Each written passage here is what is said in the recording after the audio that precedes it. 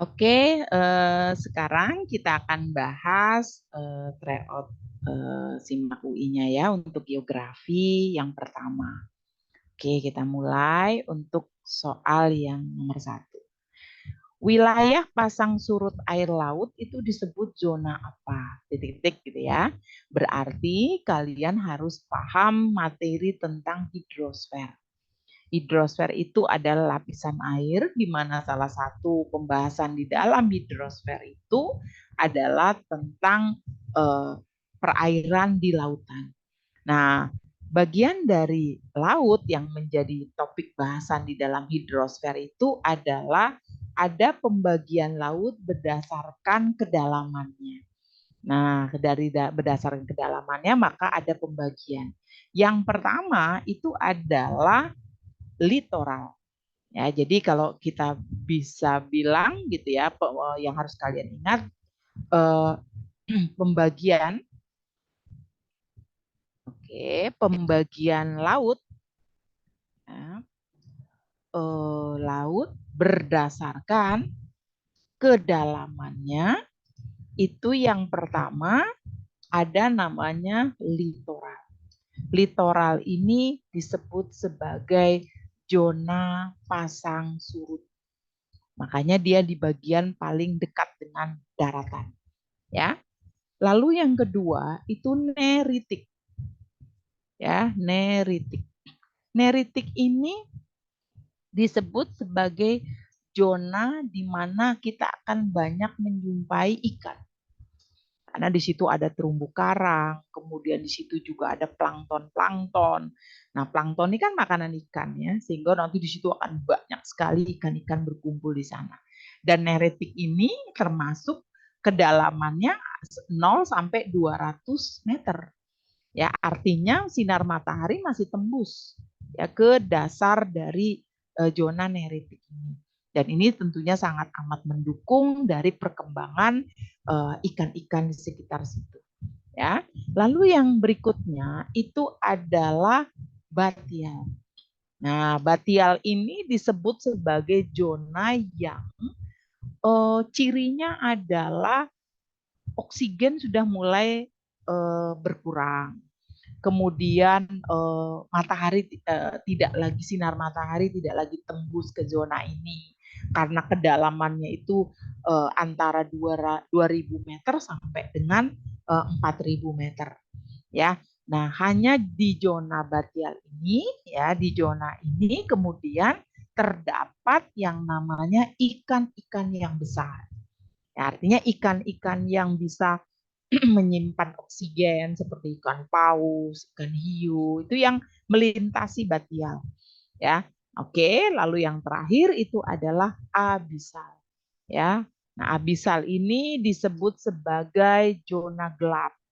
Kenapa zona gelap? Karena memang tekanan air sudah cukup bukan cukup ya kuat, kemudian sinar matahari tidak tembus ya, dan tidak ada makhluk hidup yang melintasi abisal ini karena sudah mau mendekati dasar gitu ya dari laut gitu ya. Jadi ini adalah konsep tentang hidrosfer terkait dengan pembagian laut berdasarkan kedalamannya yang harus kamu pahami.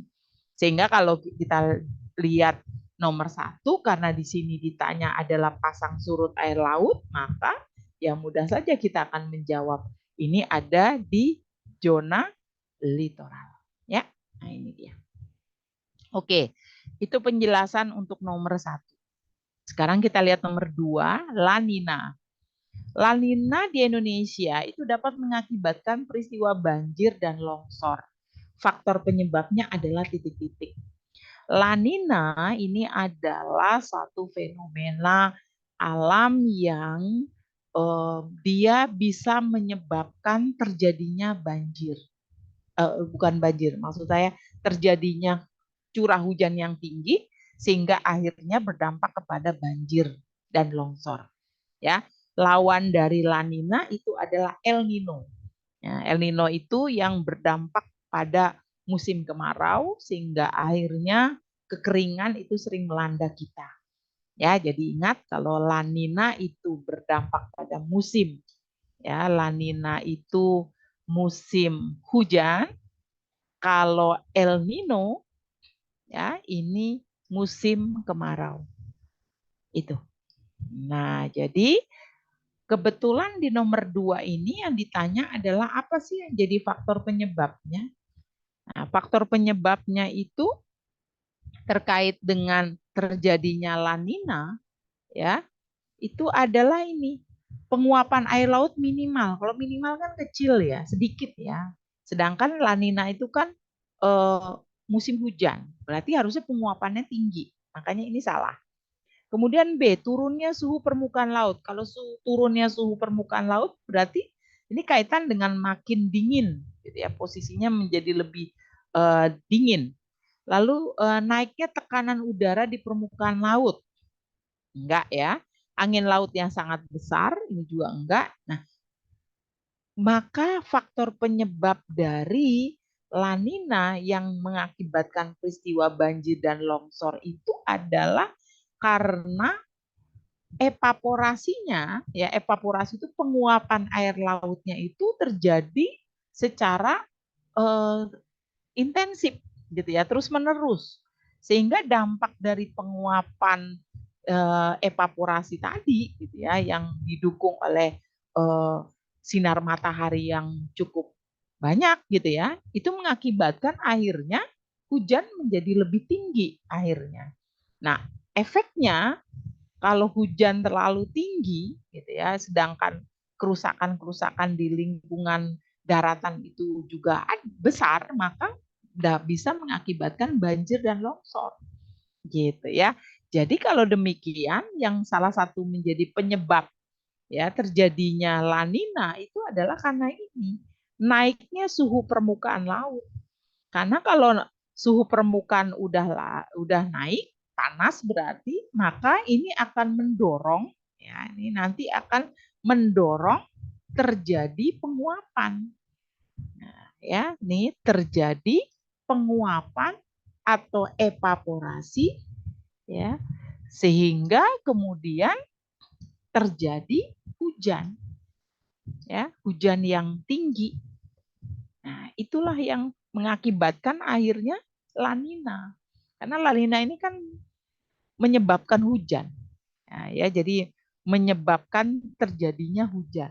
Nah, ya, jadi menyebabkan terjadi hujan, musim hujan yang cukup intensif. Ya, itu dia. Sedangkan kalau El Nino itu yang menyebabkan terjadinya musim kemarau. Gitu. Oke. Baik, selanjutnya kita lihat nomor 3. Dengan memperhatikan kedudukan Indonesia yang terletak antara benua Asia dan Australia, maka laut-laut di Indonesia itu termasuk laut apa? Ini masih materinya tentang hidrosfer. Ya, masih terkait dengan lapisan air. Nah, tadi pembagian laut berdasarkan kedalamannya. Nah, sekarang ini kita lihat jenis-jenis dari laut. Nah, kalau Indonesia gitu ya, dikatakan bahwa lihat kedudukannya dengan memperhatikan kedudukan Indonesia yang terletak antara benua Asia dan Australia, maka laut di Indonesia itu termasuk laut apa? Maka jawaban kita itu sebetulnya adalah laut pertengahan. Kenapa disebut laut pertengahan? Karena laut-laut di Indonesia itu sebahagian besar berada di antara pulau-pulau. Jadi dia selalu posisinya di tengah-tengah, di kanan kirinya tuh pulau-pulau. Nah, dan Indonesia kan juga memiliki banyak pulau. Maka laut Indonesia termasuk laut pertengahan. Ya, itu dia. Kalau regresi ini apa sih gitu ya? Regresi ini adalah laut yang terjadi ya, laut yang terjadi karena ada proses penurunan. Nah, ya, itu regresi. Lalu kalau transgresi ini adalah laut yang ya semula dia adalah daratan, kemudian terisi oleh air. Ya, dia terisi oleh air. Ya, oleh karenanya dia disebut menjadi laut dangkal. Ya, laut yang tidak yang masih bisa kita lihat daratannya. Karena awalnya itu dia daratan lalu kemudian terisi oleh air, maka kemudian menjadi laut dangkal. Apa contohnya kalau laut transgresi? Contohnya adalah Laut Jawa. Ya, Laut Jawa itu termasuk laut transgresi. Ya, jadi laut yang memang dia awalnya berupa daratan, lalu karena terjadinya pasang surut atau fenomena terjadi penurunan daratan gitu yang akhirnya dia terisi oleh air. Laut tepi itu laut yang memang ada di tepi benua, tepi daratan. Ya, jadi dia letaknya di tepi daratan. Nah, itu ya. Kalau pedalaman berarti laut yang memang masuk ke dalam eh, daratan atau pulau-pulau. Nah, ya, itu laut pedalaman. Misalnya kita ambil contoh laut merah gitu ya, laut tengah itu laut pedalaman. Oke. Baik, sekarang kita lihat nomor selanjutnya adalah nomor 4. Ya, nomor 4 penjelasannya. Di Nusa Tenggara Timur dengan suhu udara yang tinggi dan curah hujan yang rendah, itu mengakibatkan timbulnya panorama titik-titik. Kalau mau jawab soal nomor 4 ini, kamu harus tahu konsep tentang biosfer. Karena di dalam konsep biosfer itu, kita akan mempelajari tentang flora dan fauna. Nah, karena terkait dia dengan suhu udara tinggi, curah hujan yang ada di Nusa Tenggara Timur, dan juga kita amati dari pilihan ganda yang disajikan, maka ini mengarah kepada keanekaragaman terkait dengan flora, ya, dan itu dihubungkan dengan suhu dan juga curah hujan. Nah, kamu harus ingat kalau curah hujan di Indonesia dari barat ke timur, kamu ingat perbedaannya. Jadi kalau di Indonesia itu di bagian barat, ya, adalah hutan hujan tropis. Itu yang pertama. Ini kisarannya Pulau Sumatera, kemudian Jawa Barat, gitu ya, atau Jawa bagian barat itu hutan hujan tropis. Nanti makin geser dia menuju ke agak tengah, ya, dia masuk nanti jadi hutan musim. Nah, kalau hutan musim itu hutan yang dia tergantung pada musim nih. Kalau musim penghujan berarti hutannya akan menghijau, kalau musim kemarau hutannya menggugurkan daunnya. Makanya contoh dari tumbuhan yang hidup di hutan musim itu adalah pohon jati. Ini adanya di Jawa Tengah ya, kemudian di Jogja bagian selatan. Nah, itu hutan musim ya. Lalu kemudian hutan musim lah nanti ada sabana. Nah, sabana itu adalah padang rumput yang di tengah-tengahnya itu masih kita jumpai pohon-pohon besar. Nah, ini ciri khasnya ada di Indonesia bagian apa namanya tengah ya, maksudnya ke tengah kalau bicara Indonesia bagian tengah, seperti misalnya Madura, kemudian Jawa Timur tapi yang ke timur sekali ya, hampir mendekati dengan Madura, kemudian Nusa Tenggara itu termasuk sabana dia. Makanya kenapa daerah Nusa Tenggara itu baik timur maupun barat salah satu potensi daerah itu adalah peternakan ya, karena dia banyak banget padang rumputnya dan itu sangat cocok untuk budidaya peternakan. Dan curah hujan di sana mau tidak mau itu tidak terlalu besar memang, ya, bahkan rendah dibilangnya. Nah, baru kemudian nanti ada stepa. Stepa itu adalah padang rumput yang kering. Jadi sama-sama padang rumput ya dengan sabana, tetapi dia jauh lebih kering. Nah, rumputnya bisa ketinggiannya sampai 1 meter lebih gitu ya, dan tidak ada pohon-pohon besar seperti di sabana. Nah, ke timur banget gitu ya, kita balik lagi hutan hujan tropis. Nah, ini dia, tepatnya di Papua. Jadi Papua ya, itu termasuk daerah yang hutan hujan tropis. Nah, pembagian ini gitu ya, itu dipengaruhi oleh curah hujan. Kalau hutan hujan tropisnya curah hujannya tinggi. Ya, tinggi sekali. Makanya kelembabannya juga tinggi. Ya, jenis hutannya tuh heterogen, beraneka ragam. Lalu kalau hutan musim itu curah hujannya tergantung musim. Artinya sudah terjadi penurunan kalau dibandingkan dengan hutan hujan tropis. Dan jenis hutannya namanya adalah hutan homogen. Sabana itu curah hujannya rendah, ya karena dia berupa padang rumput. Stepa itu curah hujannya sangat rendah, ya. Nah, kalau hutan hujan tropis itu tinggi lagi. Nah, ini adalah runtutan dari kondisi di Indonesia. Ya, jadi kalau kondisi curah hujan ya, di Indonesia didasarkan atau berdasarkan floranya. Gitu ya. Jadi ini penjelasannya. Baik. Jadi untuk nomor 4, kalau suhu udaranya tinggi berarti panas ya, curah hujannya rendah ya, di Nusa Tenggara Timur, maka bentuknya adalah ini, sabana. Gitu ya. Itu dia. Taiga itu apa? Taiga itu adalah tumbuhan yang hidup di daerah kutub ya, di mana geografinya atau lokasinya berada di belahan bumi utara. Gitu ya. Jadi lebih bersalju ini. Ya. Oke. Nextnya kita lihat nomor 5. Pengaruh pergerakan interaksi kota itu bukan ditimbulkan oleh faktor apa, yang ditanyakan yang bukan katanya. Ya, jadi penekanannya yang bukan. Baik, kita lihat di sini interaksi kota. Interaksi kota itu adalah suatu hubungan yang terjadi katakanlah antara daerah satu dengan daerah yang lain.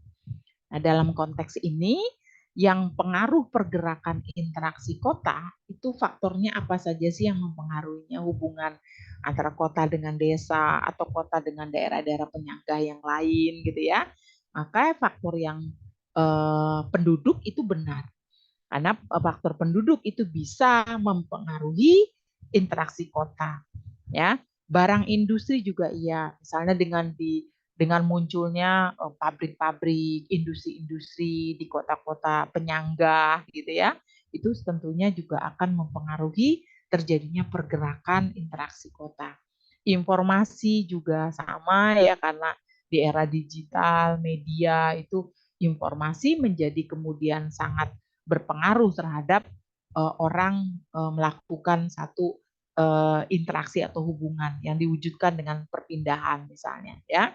Lalu modal asing apakah ia berpengaruh terhadap pergerakan interaksi kota? Enggak.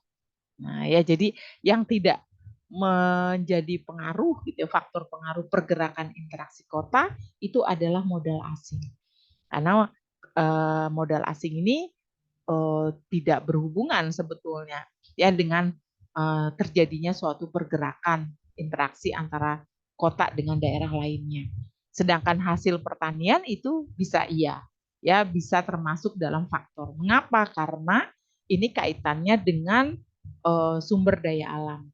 Nanti ada proses distribusi, ya ada proses produksi juga di dalamnya, gitu ya. Jadi itu gambarannya. Baik, sekarang kita lihat nomor 6 penjelasannya. Gelombang tsunami itu lebih bersifat destruktif. Destruktif itu merusak ya. Ketika menghantam pantai karena mempunyai titik-titik. Oke, ini adalah soal kaitan dengan litosfer sebetulnya. Ya, kenapa? Karena ini di gelombang tsunami itu salah satu faktor penyebabnya adalah karena ada pergerakan lempeng yang terjadi bertubrukan ya atau konvergen gitu ya. Jadi gelombang tsunami itu kan gelombang yang disebabkan oleh adanya gempa bumi. Ya, bisa gempa bumi, bisa karena longsor atau juga karena adanya letusan gunung api yang ada di dasar laut.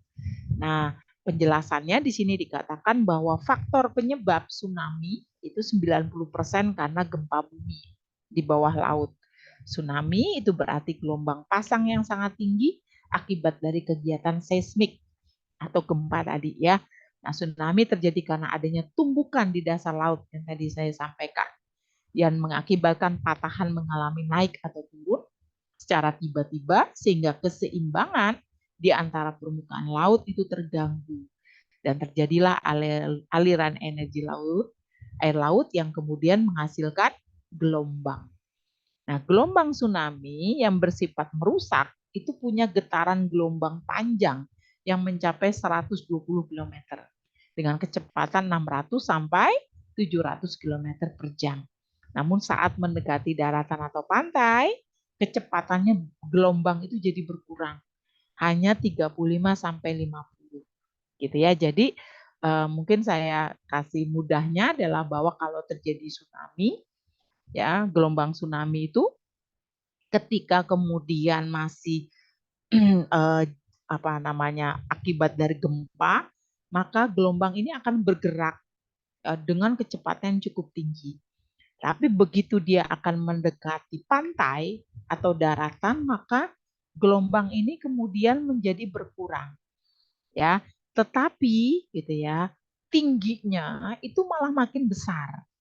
Nah, jadi itu adalah ciri khas dari gelombang tsunami. Samalah seperti yang pernah terjadi sama kita waktu di Aceh, gitu ya. Di Aceh itu adalah salah satu bukti nyata bahwa terjadi tsunami dengan ketinggian hampir 9 meter, gitu ya. Hampir 9 meter yang tinggi gelombangnya sampai segitu, gitu ya tingginya. Dan ketika bicara kecepatan, maka ketika sampai ke daratan itu mengalami penurunan. Gitu ya. Jadi gelombang tsunami itu sifatnya merusak, yang menghantam pantai karena punya amplitudo. Amplitudo itu tinggi gelombang ya, dan gelombangnya kemudian juga panjang. Itu dia ya.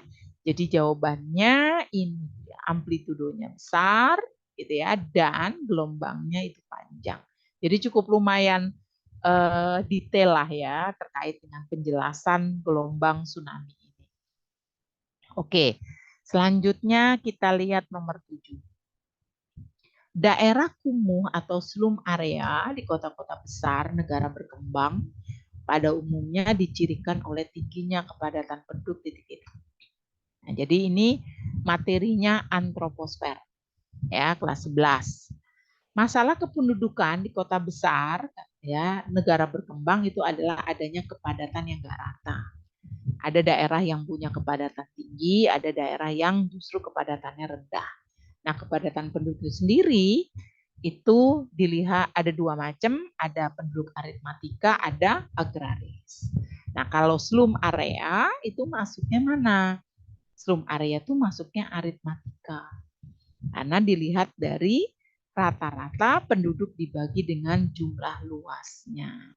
Itu ya, jadi ini sebenarnya jawabannya untuk nomor 7. Ya.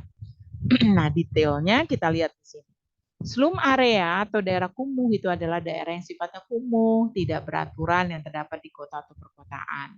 Salah satu penyebab munculnya slum area adalah makin sempitnya lahan akibat padatnya penduduk kota. Urbanisasi yang tinggi itu mendorong munculnya masalah perumahan. Masalah perumahan terjadi karena adanya ketidakseimbangan penyedia unit hunian bagi kaum mampu dan tidak mampu.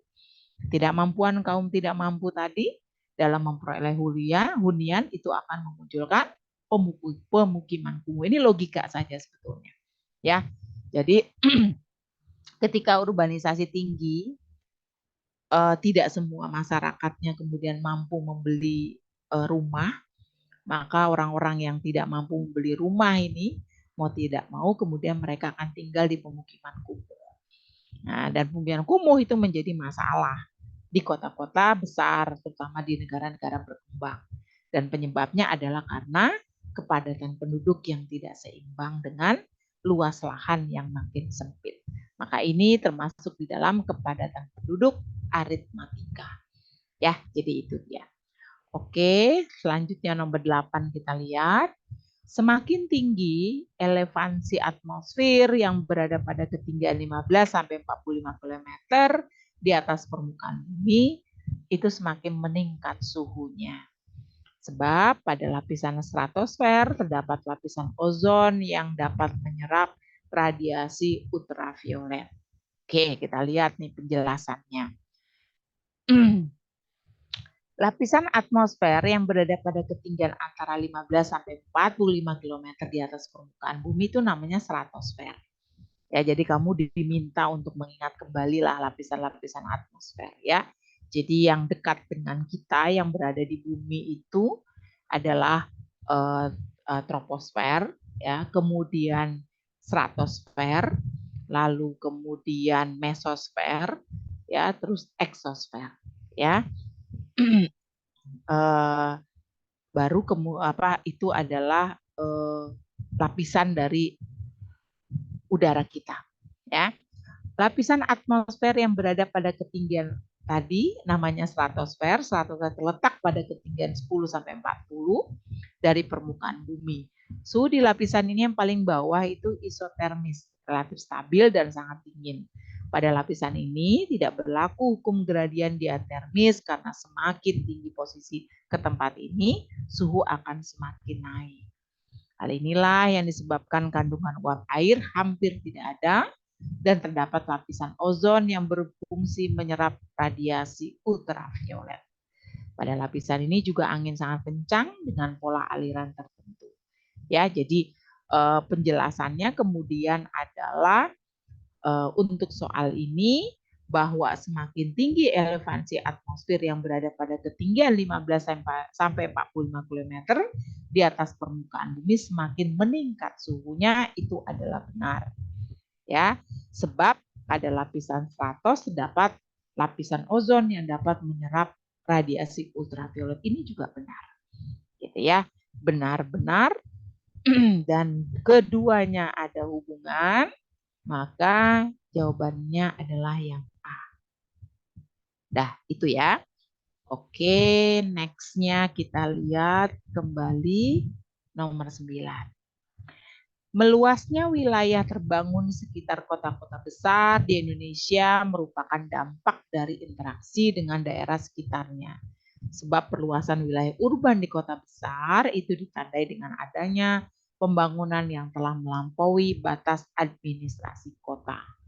Oke, jadi nomor 9 dikatakan meluas wilayah terbangun sekitar kota besar merupakan dampak iya. Jadi ini salah satu mengapa kota-kota besar itu menjadi banyak jumlahnya. Salah satunya adalah karena ada interaksi antara kota dengan daerah-daerah sekitarnya. Contoh misalnya Jakarta. Jakarta itu kan daerah penyangganya Jabodetabek ya. Nah, saat ini kita amati yang jadi kota besar kan nggak cuma Jakarta. Bogor sudah jadi kota besar, Depok juga ya. Tangerang ya, itu adalah efek dari adanya interaksi. Ya, jadi ini benar. Sebab perluasan wilayah urban di kota besar itu ditandai dengan adanya pembangunan yang telah melampaui batas. Iya, ini juga benar. Nah, ya. Apakah ada hubungan sebab akibat? Ada. Ya, jadi perluasan wilayah urban di kota besar ditandai dengan adanya pembangunan yang telah melampaui batas administrasi kota. Oleh karena itu, meluasnya wilayah terbangun di sekitar kota-kota besar itu merupakan dampak dari interaksi dengan daerah di sekitarnya. Ya, oke. Next-nya kita lihat nomor 10. Energi panas bumi umumnya berada di wilayah gunung berapi tidak aktif. Sebab gradien geotermal itu akan meningkat 1 derajat pada setiap penurunan kedalaman 55 meter. Energi panas bumi ini adalah energi yang ada akibat tektonisme. Dan kita akan lihat paling banyak dijumpai di sekitaran gunung api. Jadi apakah Indonesia punya potensi energi panas bumi yang tinggi? Ya, karena kita punya gunung api yang banyak. Tapi pertanyaannya, gunung apinya aktif apa enggak? Kalau satu daerah itu atau gunung tadi punya energi panas bumi, harusnya aktif. Nah, makanya di sini dikatakan energi panas bumi umumnya berada di wilayah gunung berapi tidak aktif. Ini salah. Harusnya aktif. Ya, makanya ini adalah salah. Sebab gradien geotermal itu akan meningkat 1 derajat pada setiap penurunan kedalaman 55 meter. Kalau 1 gradien itu ya, kedalamannya adalah 33,3. Nah, ya makanya ini salah. Nah, nanti penjelasannya kita lihat ya. Kalau salah-salah, kita jawab dulu nih. Itu E. Nih penjelasannya. Energi panas bumi atau geotermal itu kan aktivitas tektonik. Energi panas bumi itu ya termasuk ramah lingkungan, ini penjelasannya lah. Indonesia cadangan geotermalnya besar. Bahkan punya 40% cadangan geotermal di dunia. Ya, geotermal tadi itu dihasilkan di daerah atau wilayah yang punya gunung api yang masih aktif. Nah, bicara gradien geotermal itu akan meningkat 3 derajat Celcius pada setiap kedalaman 100. Artinya tadi kalau gradien geotermalnya meningkat 1 derajat, maka penurunannya harusnya 33,3, bukan 55. Makanya salah. Gitu ya. Jadi kalau salah-salah, maka jawabannya adalah E. Gitu. Oke. Nextnya kita lihat nomor 11. Sifat dasar iklim Indonesia adalah titik-titik. Nah, kalau kita bicara sifat dasar iklim, iklim itu kan adalah kondisi yang mencangkup wilayah yang luas dengan waktu yang lama. Nah, Indonesia karena kaitan dengan iklim dan bagian dari iklim itu adalah suhu. Suhu kita rata-rata tahunannya tinggi, ya. Karena kita berada di Katulistiwa. Makanya ini benar. Ya. Kemudian kadar kelembaban udaranya tinggi, ya. Ini dibuktikan dengan curah hujan kita yang cukup tinggi. Salah satu konsekuensi kita berada di Katulistiwa adalah penguapan kita menjadi tinggi. Kalau penguapan tinggi, maka curah hujan kita juga jadi tinggi. Gitu ya. Angin bertiup adalah angin musim. Iya, angin musim di Indonesia atau muson itu yang paling berpengaruh ya, menjadikan musim hujan dan musim kemarau. Curah hujan semakin ke timur makin berkurang. Iya, ini juga benar. Tadi sama seperti penjelasan Nusa Tenggara ya. Oke, jadi ini jawabannya adalah yang E. Baik, nomor 12 kita lihat. Permasalahan sosial yang timbul akibat tingginya kepadatan penduduk di kota adalah titik-titik. Kita lihat nih. Nomor 12. Permasalahan yang timbul akibat tingginya kepadatan di kota. Yang jelas kalau suatu kota itu punya kepadatan penduduk yang over atau berlebihan ya dibandingkan tentunya dengan luas wilayahnya, maka tentu akan terjadi kejahatan. Ya, karena pasti ketimpangan sosial itu akan muncul ya. Nah, lalu pelayanan kesehatan juga jadi buruk apalagi kalau di slum area atau daerah-daerah kumuh itu akan terjadi. Kemiskinan juga pasti akan meluas karena efek dari slum area itu adalah orang-orang yang tidak secara ekonomi dia tidak mampu begitu ya, maka itu akan melahirkan orang-orang miskin yang tambah banyak. Lalu terjadi juga penurunan dari sisi pendidikan. Karena biasanya kalau kita jumpai wilayah-wilayah pemukiman-pemukiman kumuh ya mereka lemah secara ekonomi, maka pendidikan itu menjadi hal yang paling diabaikan. Ya, maka jawabannya adalah yang E. Selanjutnya nomor 13 kita lihat ya. Nomor 13 itu faktor pendorong menurunnya proporsi penduduk yang tinggal di desa di Indonesia adalah titik-titik. Nah, kita pahami dulu nih kenapa sih kok terjadi penurunan orang-orang yang tinggal di desa. Yang pertama adalah karena adanya perkembangan industri. Orang desa jauh lebih melihat menjadi buruh itu lebih menguntungkan secara ekonomi ya dibandingkan mereka sebagai petani. Lalu keterbatasan daya dukung pertanian. Ya, ini seringkali juga di desa terjadi alih fungsi lahan. Ya, jadi banyak lahan-lahan pertanian diubah menjadi pemukiman misalnya atau dibangun pabrik-pabrik misalnya. Sehingga mau tidak mau lahan pertanian menjadi makin sempit sehingga keterbatasan daya dukung lahan pertanian terjadi. Lalu perubahan penggunaan lahan, ya ini tadi saya katakan sebagai alih fungsi lahan. Ya, itu juga terjadi.